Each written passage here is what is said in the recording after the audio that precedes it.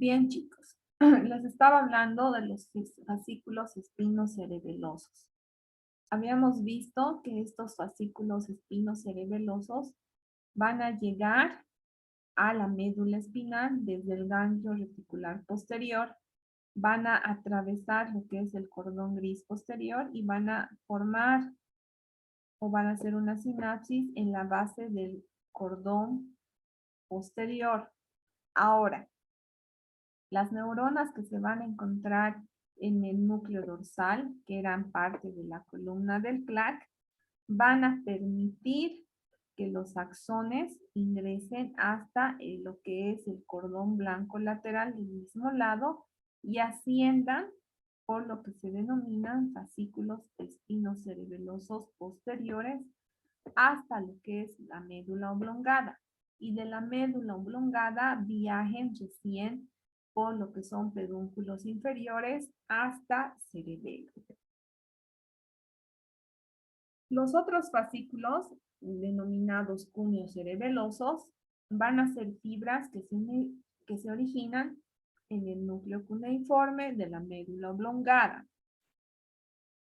De la médula oblongada van a viajar hasta lo que son los hemisferios cerebelosos del mismo lado a través, como les decía, del pedúnculo cerebeloso inferior. No se olviden que siempre la médula oblongada va a viajar al cerebelo por pedúnculos cerebelosos inferiores. Al mismo tiempo, estas fibras van a terminar de atravesar y de interconectarse con fibras musgosas de la corteza cerebelosa. Y obviamente van a formar ramas colaterales que van a trabajar a través, o más bien van a terminar trabajando a nivel de los núcleos cerebelosos profundos. Entonces, si ustedes pueden ver, tenemos una corteza cerebelosa y una estructura cerebelosa que hace interconexión. Habíamos visto que hacen una interconexión con lo que es médula espinal. Habíamos visto que hay una interconexión con el tronco encefálico y una interconexión con lo que es corteza cerebral. Algo que me gusta de esta imagen es que vamos a tener una dirección de fibras de aferencia y de eferencia.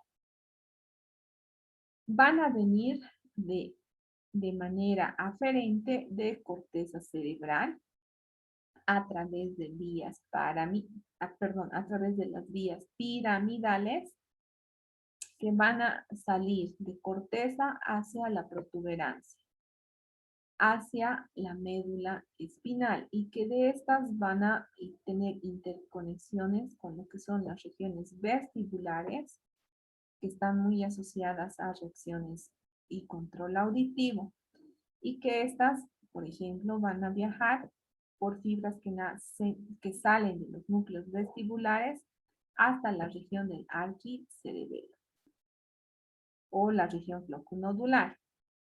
Vamos a tener una porción de fibras que van a viajar hacia lo que es la región de los lobulillos medios del cerebro o lóbulo posterior y que también van a viajar hasta una porción de la región anterior de lo que es los hemisferios cerebelosos o neocerebelo. De la misma manera, las conexiones que vienen de corteza cerebral van a viajar hasta la protuberancia y van a hacer una interconexión con lo que es el cerebelo en la región del neocerebelo. Las eferencias van a venir ya sea de lo que es,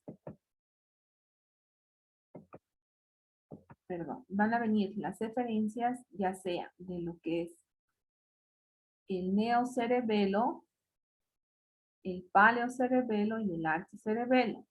Estas van a viajar, van a hacer interconexiones en sus núcleos. Van a salir de los núcleos del fastigio, el boniforme y el dentado y van a mandar su información hacia lo que es, por una parte, el tronco encefálico. Van a viajar a través de sus fibras pedunculares a lo que es el tronco del encéfalo, ya sea la médula oblongada, la protuberancia o el mesencéfalo. Y estas van a llevar las fibras de información hasta lo que es médula espinal para la ejecución motora. En específico van a trabajar con los núcleos rojos, la formación reticular y lo que es el nacimiento de los núcleos vestibulares a nivel de médula espinal. Y así también tener un control en la ejecución del movimiento. Obviamente va a haber una relación con el control también de lo que son los movimientos oculares finos en la interconexión que existe en lo que es el puente o protuberancia del tronco encefálico. Todas las vías que salgan del cerebelo y vayan a corteza motora, a la parte sensitiva, van a tener que atravesar el tálamo como centro también de filtración de información y mandar la información específica a estructuras superiores. Esta es una imagen que les va a ayudar mucho a estudiar cómo viajan las vías de corteza, médula espinal, tronco encefálico, considerando las sensitivas y las motoras.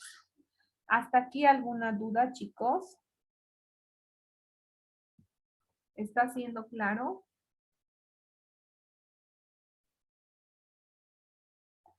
¿Alguna duda?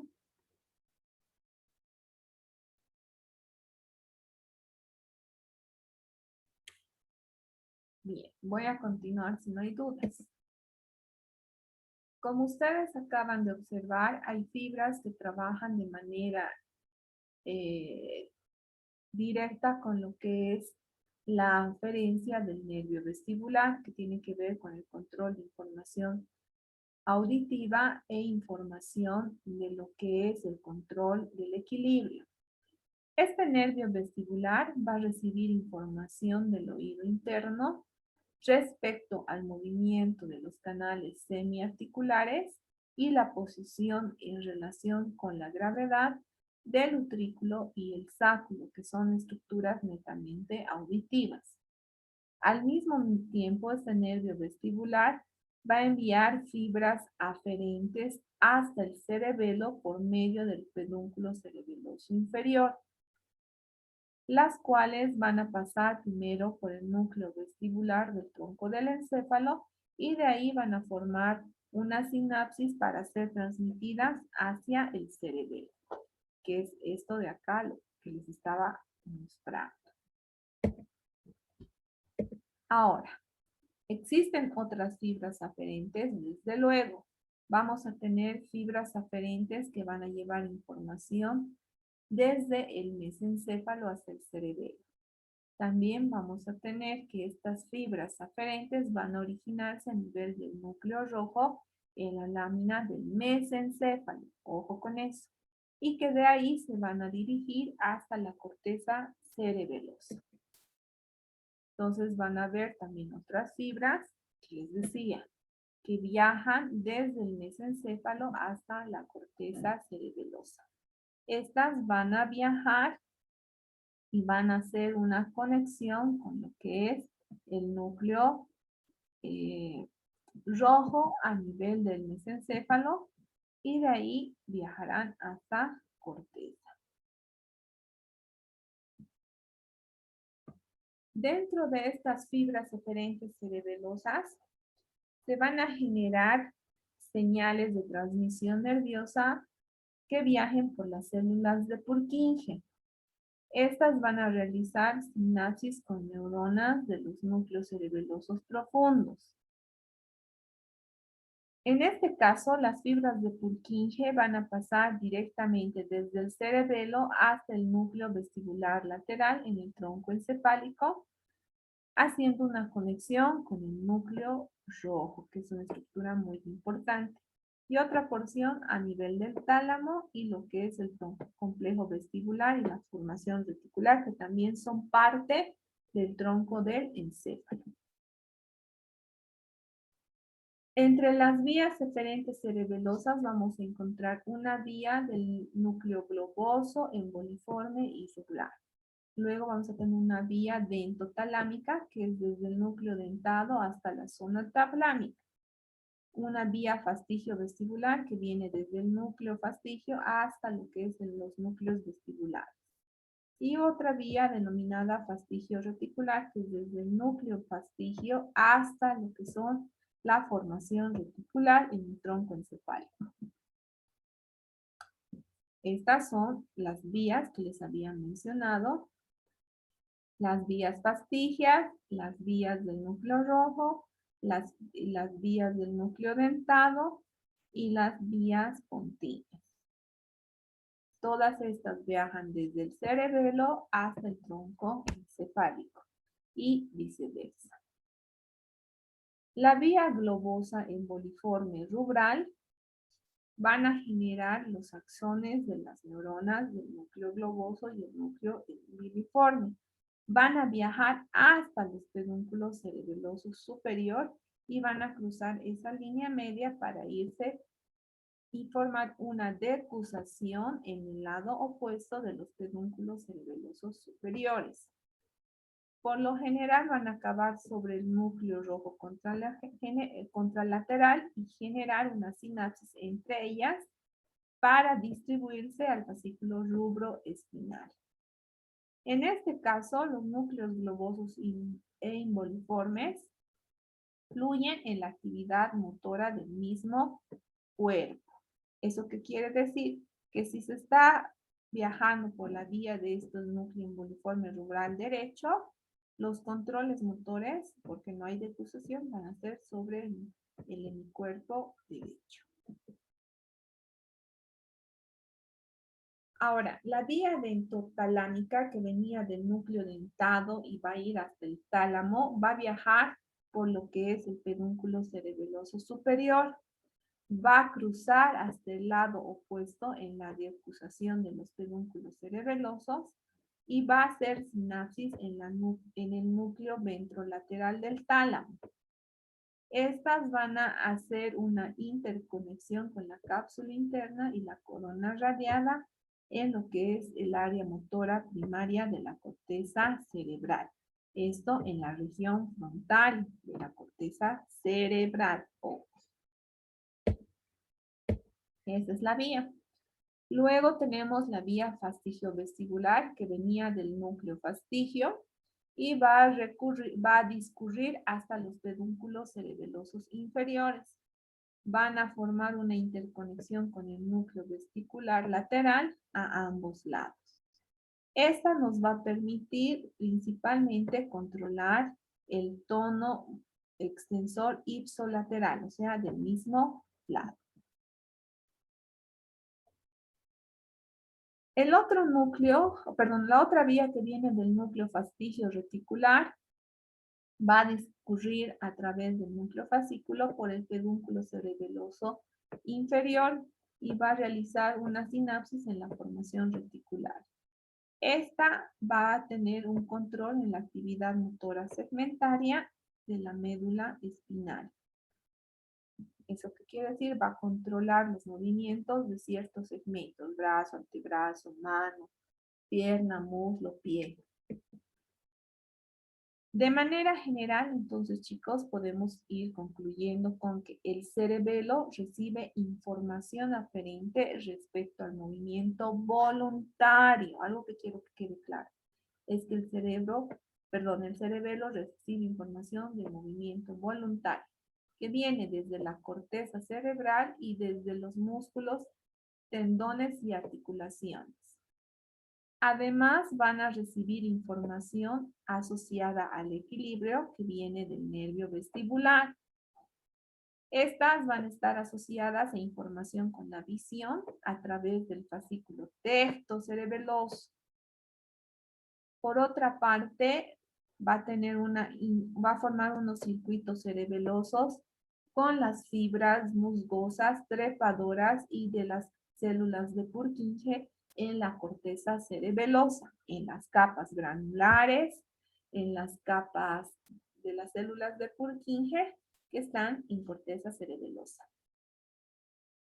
Estas eferencias cerebelosas van a estar conducidas hacia las vías descendentes de origen, las cuales van a tener una influencia múltiple en el control motor a nivel espinal de los segmentos de nuestro cuerpo.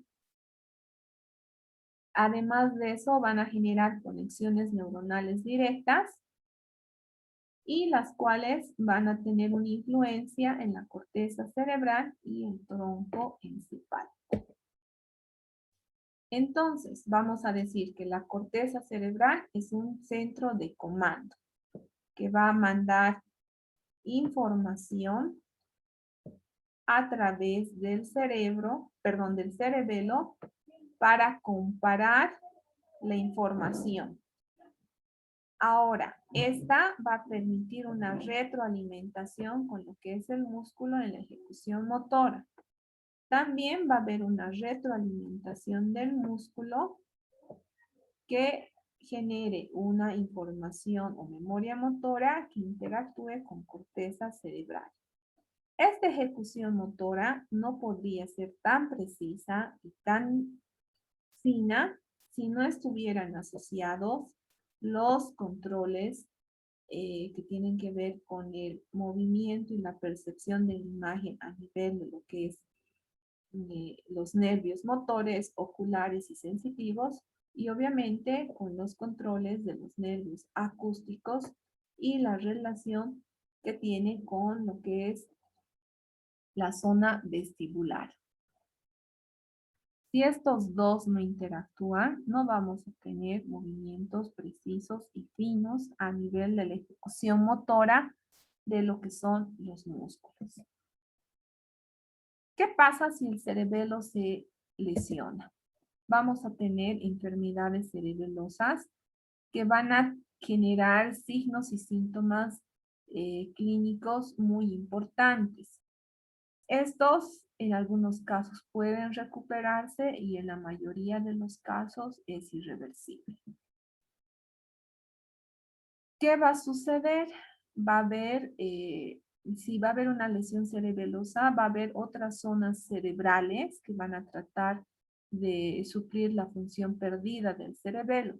Sin embargo, los tumores y los accidentes cerebrovasculares van a perder, van a hacer que más bien en el cerebelo se pierdan funciones de integración motora y por este tipo de lesiones generen movimientos incontrolados, se generen alteraciones vertiginosas, mareos y desequilibrios a la hora de ejecutar cualquier movimiento.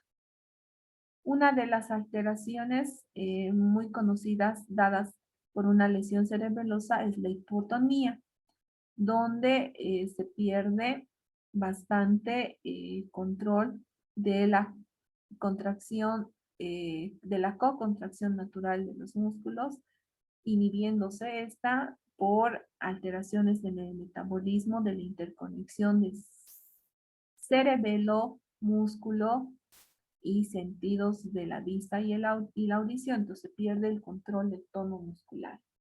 Esto va a afectar obviamente a los nervios que inervan a los músculos motores activos. Otras alteraciones tienen que ver con la marcha, en lo que se denomina alteración de la frecuencia de la cabeza flexionada. Va a haber lo que es una marcha temblorosa o una marcha vertiginosa, donde el tono muscular está disminuido y hace que el paciente tenga una marcha de borrachito, una marcha alterada.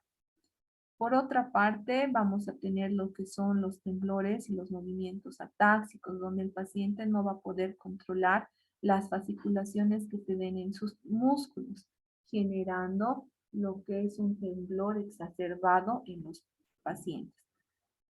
Las disdiadocinesias, que son incapacidad de generar control en los músculos, y se va a dar por una lesión cerebelosa de movimientos incontrolados e incompletos. Va a haber un trastorno en los reflejos, obviamente en los miotendinosos como el reflejo rotuliano, el reflejo aquiliano, entre otros. Trastorno de los movimientos oculares para mantener el ojo en una dirección horizontal, generando lo que se denomina nistagmus o ataxia de los músculos oculares. Y trastornos en el habla. Esto se va a dar porque va a existir una ataxia de los músculos de la laringe y no va a haber una interarticulación de las palabras, formando palabras entrecortadas o alteradas en su disposición. Los síndromes cerebelosos del vermis van a afectar lo que son la médula oblastoma del vermis en los niños. Esto va a generar hipotonía muscular, bajo control de la cabeza, imposibilidad del control de los segmentos y de la posición del cuerpo en la línea media. Esto por lo general va a actuar en el bloqueo de la posición vertical de la persona y va a ser una lesión propiamente del vermis y su interconexión con el tronco encefálico. Ahora, también se van a generar lo que son los síndromes del hemisferio, los cuales van a estar dados por tumores y por accidentes cerebrovasculares. En este caso va a haber una alteración de los movimientos de los miembros superiores, en especial de los brazos. Va a haber una oscilación y caída del lado del hemisferio lesionado. Va a haber una incapacidad para mover los segmentos de una forma coordinada. Es importante saber que cuando existe una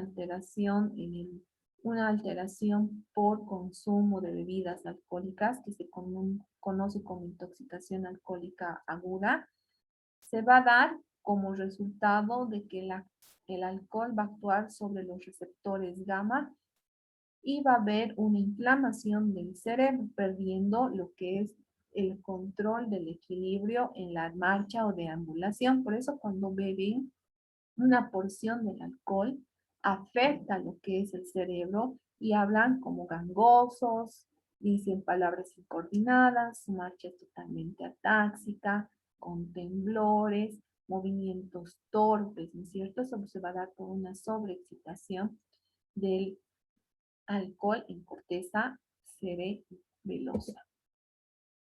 Por lo tanto, es importante considerar cualquier lesión en el cerebelo. Ustedes han visto que el cerebelo es un centro de control sensitivo motor y puede generarse patologías muy graves, dadas ya sea por intoxicaciones como el alcohol, lesiones traumáticas o golpes directos en la región occipital, infecciones, tumores, esclerosis múltiple o alteraciones vasculares que tienen que también ver con infecciones bacterianas.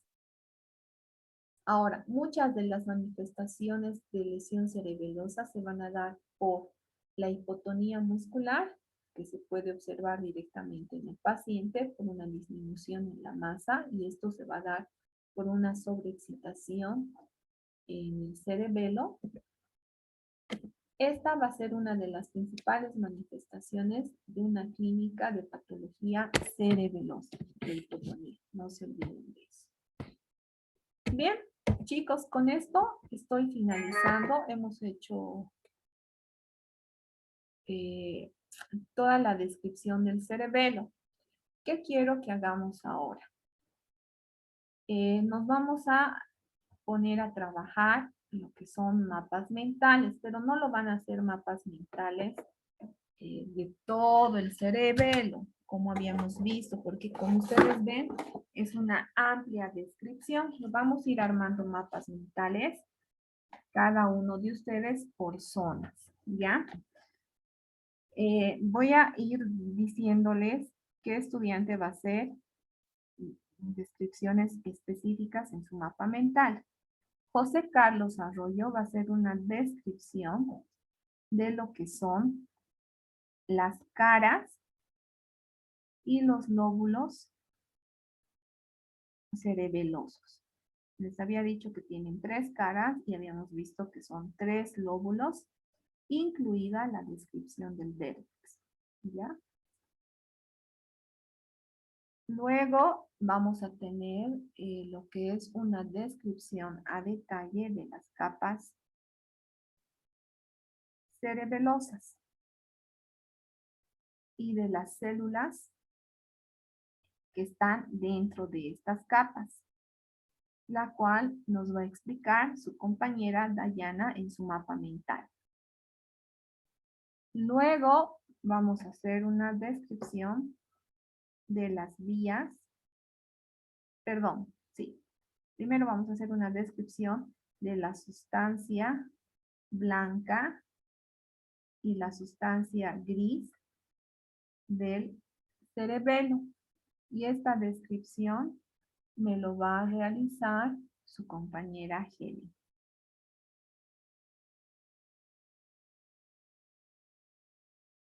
Luego, dentro de la sustancia blanca habíamos visto lo que son núcleos. Los 4 núcleos muy importantes me va a hacer una descripción a detalle su compañera Karen. Va a hacer una descripción de los núcleos cerebelosos. Nicole va a hacer una descripción de las vías o vías aferentes del cerebelo. Rudy va a hacer una descripción de las vías eferentes.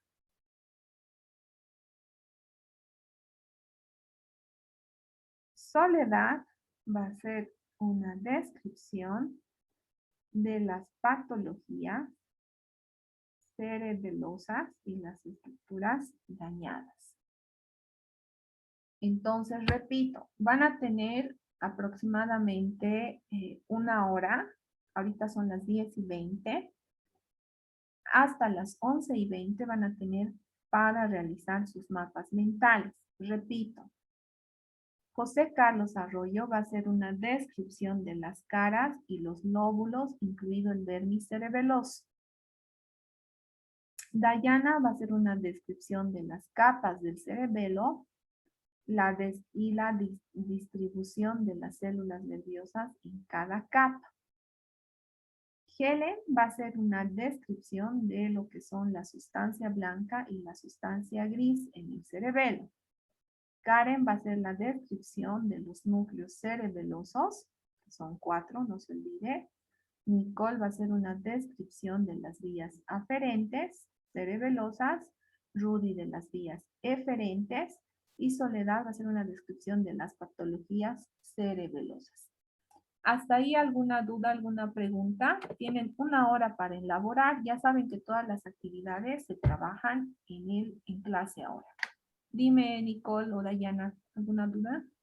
Licen, yo quería preguntarle de mi parte, que son las vías aferentes, si son las 3 que nos dijo que eran la córtico-pendiculo-cerebelosa, la cerebro-olivo-cerebelosa y la córtico-retículo-cerebelosa. Son esas 3, ¿no?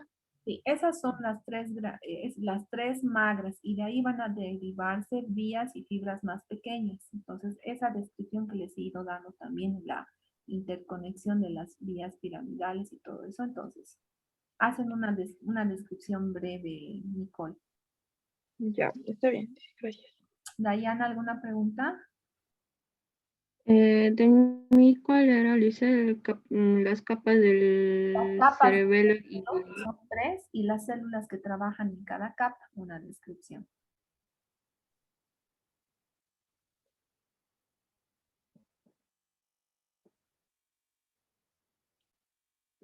¿Alguna otra duda? no, Luisa. Ya, entonces lo que voy a hacer es activar la plataforma, las diapositivas para que tengan una guía y voy a ir subiendo los videos y habilitando la tarea, ¿ya? Entonces, bien, Lisa. nos vemos en una hora. Por favor, trabajen en el mismo orden que les he ido describiendo sus temas. Van a ir mostrando sus mapas mentales para que podamos ir uniendo toda la información que han rescatado sobre este tema. ¿Ya? Nos vemos en Bueno, una hora. Ya se está pueden bien, Lisa. desconectar, chicos.